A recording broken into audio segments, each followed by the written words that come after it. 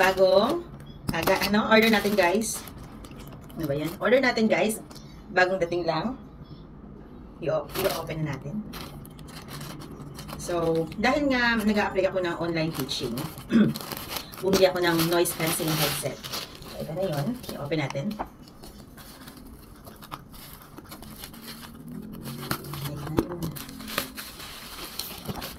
Yung brand nito guys is Gameplay. Nasa 460, I think 64 or 65 only. Ayan siya. Well, para sa PC, computer, high quality sound, built-in microphone, drive-by-wire, and Type-C USB.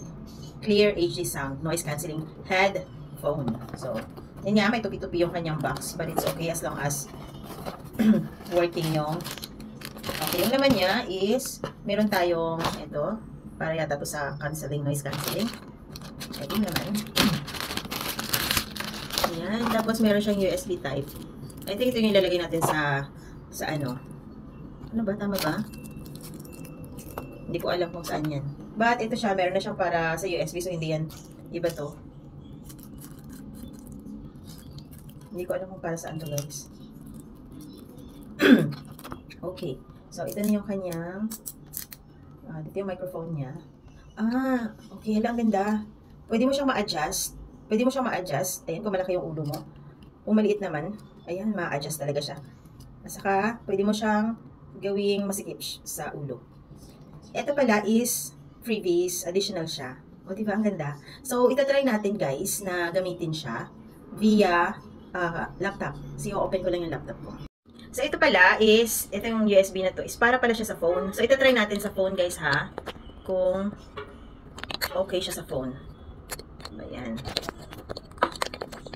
Ayan. Okay. So, ayan, nakakuha na tayo. Hello.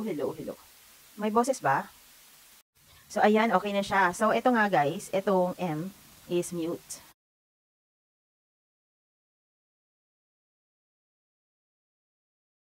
So, nakamute ako kanina. So, ito nagre-red siya. So, kapag nagre-red, nakamute ka. And then, kapag naka-blue, hindi ka nakamute. So, meron tayo ditong S. Ayan.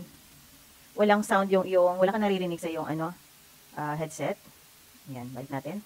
Merong plus, volume, and minus volume. So, ayan. Ayan na yung kanyang, So, tingnan natin guys kung maganda siya ha. So, ayun na nga guys, narinig ko kanina. Chinek ko yung recordings ko. Meron siyang static, maririnig niyo naman diyan, 'di ba? May static siya. So, parang hindi siya quiet. So, naririnig niyo may static siya. Oh, so ayun lang yung ko sa in-play kung nasa phone. Hopefully kung nasa laptop siya, kasi sa laptop ko siya gagamitin, is okay siya na walang static na ganito na naririnig mo, na hindi talaga siya quiet. So, titingnan natin mamaya. So, ayun guys, tinanggal ko na siya. Titingnan natin kung yung static ba niya is okay or ano ba? Hindi ko alam kung defect lang yan o ano. Pero, dapat yung noise cancelling na headset natin, wala siyang static na maririnig mo while nagre-recording ka, diba? So, yun lang yung aking review dito sa in-play na noise cancelling. Para, gamit ko yung phone. Pero yung laptop, maybe mamaya, gagamitin ko siya.